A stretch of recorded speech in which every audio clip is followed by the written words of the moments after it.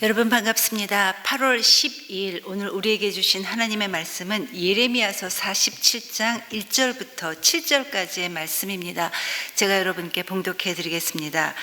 이것은 바로가 가사를 치기 전에 주님께서 블레셋 사람을 두고 예언자 예레미야에게 하신 말씀이다. 나 주가 말한다. 보아라, 북녘에서부터 물이 불어올라서 범람하는 강물이 되었다. 강물이 땅과 땅 위에 있는 모든 것을 휩쓸며 흐르고 성읍과 그 주민을 다 같이 휩쓸고 지나갈 것이다. 모든 사람이 살려달라고 울부짖으며 그 땅의 모든 주민이 통곡할 것이다. 군마들의 요란한 말발굽 소리, 덜컹거리며 달려오는 병거들의 소란한 바퀴 소리에 아버지들은 손이 풀려서 자식들을 돌볼 겨를도 없을 것이다. 블레셋 사람들을 모두 파멸시키고 두로와 시돈에서 올 수 있는 최후의 지원군들을 모두 멸절시킬 그날이 왔다. 크레타 섬에서 살아남은 블레셋 사람들을 나 주가 멸망시키겠다. 가사는 슬픔에 겨워 머리털을 밀고 아스글론은 말문이 막힌다. 안악에 살아남은 자들아, 너희가 언제까지 몸에 상처를 내며 통곡하려느냐. 너희가 주님께서 보내신 칼아, 네가 언제까지 사륙을 계속하려느냐. 제발 너의 칼집으로 돌아가서 진정하고 가만히 머물러 있거라. 한다마는 내가 그 칼을 보냈는데 그 칼이 어떻게 가만히 쉬고 있겠느냐. 그 칼은 아스글론과 해변 지역을 치라고 내가 보낸 것이다. 아멘.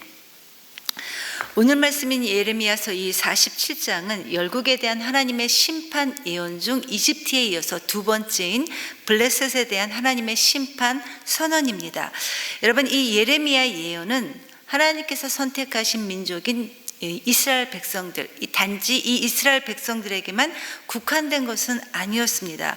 하나님께서는 이 세상 모든 나라들을 다스리시고 주관하시기 때문에 당연히 세상 모든 나라들을 향한 하나님의 계획이 따로 다 있었고, 그렇기 때문에 특히 그 가운데서 하나님을 거역했던 나라들에 대한 심판도 당연히 선포되었던 것입니다.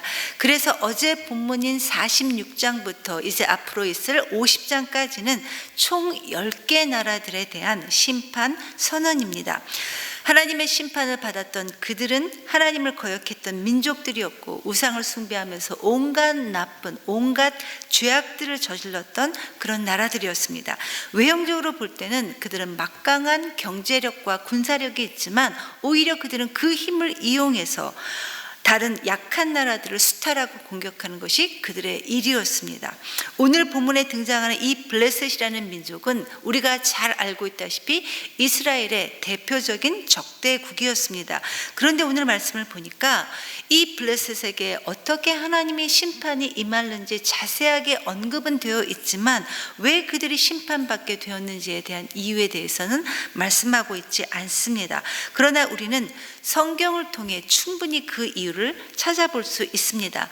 먼저 이 블레셋은 원래는 함의 후손으로서 크레테섬, 그레데섬이라고 하는 이 하나님께서 크레테섬에 이 블레셋 민족을 이주시켜서 가나안 땅에 살게 하셨던 그런 백성들이었습니다. 우리 하나님께서 이스라엘 백성들을 애굽에서 출애굽시켜 가나안 땅으로 인도해 주셨던 것처럼 이 블레셋 사람들도 하나님께서는 크레테 섬으로 이주시켜 그들로 하여금 살게 했던 것입니다. 즉 하나님께서는 이 블레셋 민족이 잘 살고 번성할 수 있도록 그들을 인도해 주셨지, 처음부터 이 블레셋 사람들을 너희는 심판받을 거야 라는 이 심판의 대상으로 확정한 것이 아니라는 겁니다. 그러나 이 블레셋 사람들은 하나님께서 그들에게 주신 그 땅에서 하나님을 바르게 섬기지 않았습니다. 특히 사무엘서를 보면 이스라엘이 언약궤를 빼앗겼을 때 언약궤의 그 이동 경로를 따라서 그들의 교만함과 그들의 완악함을 벌 주셔서 진짜 하나님, 누가 참 하나님이신지를 그들로 하여금 깨달을 수 있도록 징표까지 주셨지만 끝내 이 블레셋 민족들은 하나님 앞에 나오지 않았습니다. 또한 이 블레셋 사람들은 공의롭게 살지도 않았는데 아모스서 1장 6절 말씀을 보면 이 블레셋은 자기들이 가지고 있었던 그 힘을 사용해서 주위의 약한 소수 민족들을 계속해서 공격해서 사로잡아서 에돔이라는 나라에 팔아넘겼다고 말씀하십니다. 자기 나라의 경제적인 유익만을 위해 사람을 잡아다가 남의 나라에 팔아버린 그런 인신매매를 자행했던 것입니다. 이게 바로 그들이 심판받을 수밖에 없었던 그들의 죄악이었습니다. 자기네 나라의 이익만 되면 그 어떤 짓도 할 수 있었던 우상숭배와 인신매매를 통하여 불순종의 길을 걸어갔던 이 블레셋 민족은 결국 하나님의 심판대에 서게 됩니다. 먼저 1절을 보면 예레미야에게 이 심판의 예언이 임했던 시기가 바로가 가사를 치기 전이다 라고 말씀하고 있고, 블레셋의 이 말, 장차 이 말 그 심판은 북쪽에서부터 물이 막 차올라 불어올라서 강물이 범람해서 그 모든 것들을 다 휩쓸고 지나갈 것이다 라고 아주 자세하게 말씀하고 있습니다. 여러분, 물이 북쪽에서 일어났다라는 이 이야기는 블레셋의 북쪽에 어떤 나라가 있었냐면 강대국인 바벨론이라는 나라가 있었습니다. 그래서 이 북쪽에 있었던 바벨론이라는 나라가 이제 곧 블레셋을 공격할 텐데, 그런데 이 공격이 얼마나 참담할지 마치 강한 물줄기가 사람들을 다 휩쓸어 가듯이 블레셋 모든 사람들이 피할 수 없는 그런 공격이 될 것이다 라고 말씀하고 있습니다.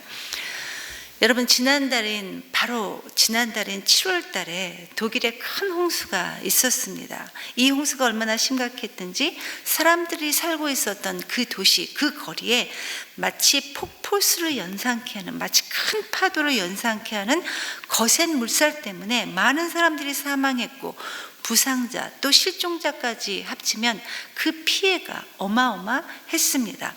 요즘같이 모든 것들이 최첨단으로 발달한 이때에도 잠깐의 홍수로 인해서 이런 막대한 피해가 발생했는데, 하나님께서 작정하시고 그 심판의 도구로 강한 물줄기를 보내신다고 하셨으니 과연 그 심판 가운데 누가 살아남을 수 있겠습니까? 그래서 이 심판으로 인해 블레셋 너희에게는 아무것도 남지 않고 순식간에 모든 것이 멸망될 것이다 라고 이렇게 말씀하시고 있는 것입니다.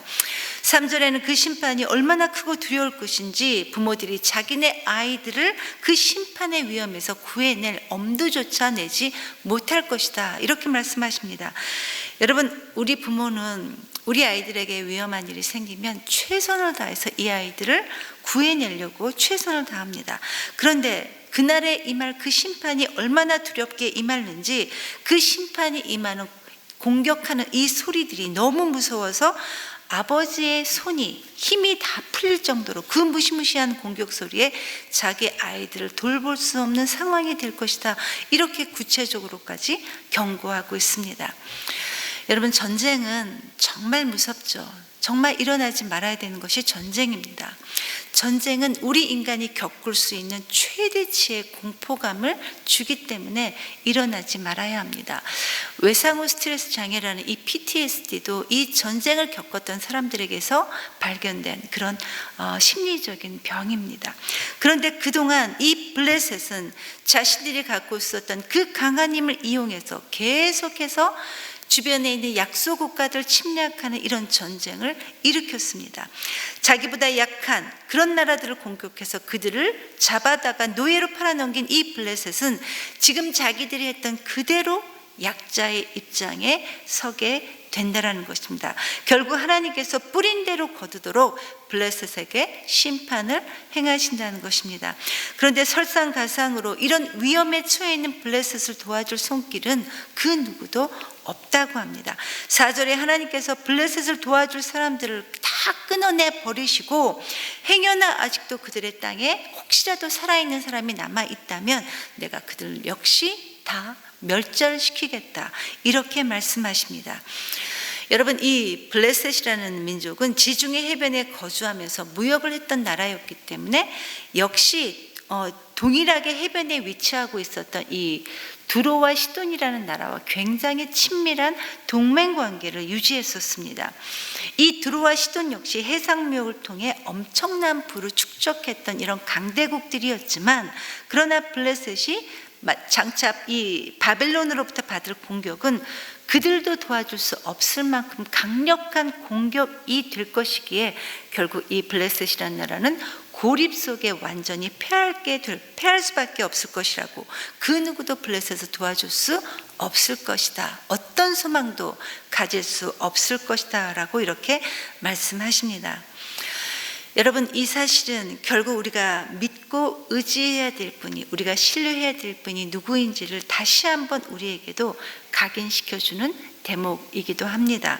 우리가 만나는 고난의 때에는 하나님 외에는 그 누구도 그 무엇도 우리를 구원해 줄 수 없음을 우리에게 다시금 상기시켜 주는 것 같습니다. 블레셋을 향한 이 하나님의 심판하심이 얼마나 크고 괴로운지 5절 6절에서 그들이 이렇게 절규하고 있습니다. 도대체 이 칼이, 도대체 이 사륙이 언제 끝날 것인가? 칼아, 제발 더 이상 사륙하지 말고 너의 칼집으로 도로 들어가서 제발 가만히 머물러 있어라. 제발 이제는 하나님의 그 심판의 칼날이 멈추고 자기네들에게 평안과 안식이 임하기를 간절하게 절규하고 있는 것입니다. 여러분, 이 블레셋은 철기 문화가 발달해서 철로 만든 칼을 사용해서 사람들을 죽이고 사람들을 괴롭게 하고 얼마나 많은 사람들을 잡아다가 에돔이라는 나라에 팔아 넘겼는지 모릅니다. 그런데 이제는 자기네들이 휘둘렀던 그 무자비한 칼이 하나님의 심판의 칼을 부르는 심판의 도구로 지금 사용되고 있다라는 것입니다. 이 괴로움에서 제발 벗어나게 해달라고 그들은 구했지만 하나님께서 그들에게 주신 응답은 7절에서 이렇게 말씀하십니다. 내가 그 칼을 너희들을 심판하기 위해 보냈는데 그 칼이 어떻게 가만히 쉴 수 있겠느냐? 그 칼은 아스글론과 해변 지역을 치라고 내가 너희들에게 보낸 것이다 라고 말씀하십니다. 여러분, 우리 하나님은 우리가 범죄함에도 불구하고 우리에게 말씀해 주시고 우리를 기다려 주시는 분이 바로 우리 하나님 아버지십니다.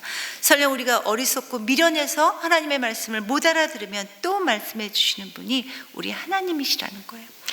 결코 쉽게 우리를 심판하지 않으신다라는 것입니다. 그런데 우리가 계속해서 고집을 부리고 하나님의 말씀을 듣지 않는다면, 또 들어도 하나님의 이 들은 말씀을 계속 우리가 무시한다면 하나님은 우리를 사랑하시기에 우리를 징계하시는 분이 바로 우리 하나님 아버지십니다. 그래서 하나님의 말씀을 계속해서 듣지 않았던 이 블레셋을 향해 뽑혀진 칼날은 잠시도 쉬지 않고 하나님의 심판의 명령을 따라 완벽한 심판을 이루게 될 것이다 라는 것이 바로 오늘 본문의 내용입니다. 성도 여러분, 블레셋에게 행해진 이 하나님의 심판 선언은 우리에게도 역시 우리 스스로를 겸손하게 돌아보게 해줍니다. 하나님은 이 온 세상을 주관하고 다스리고 계셔서 어떤 때는 나라를 세우기도 하시고 또 어떤 때는 나라를 무너뜨리기도 하십니다. 그리고 이런 과정에서 우리 하나님은 지금도 당신의 뜻을 면면히 이루어 가십니다.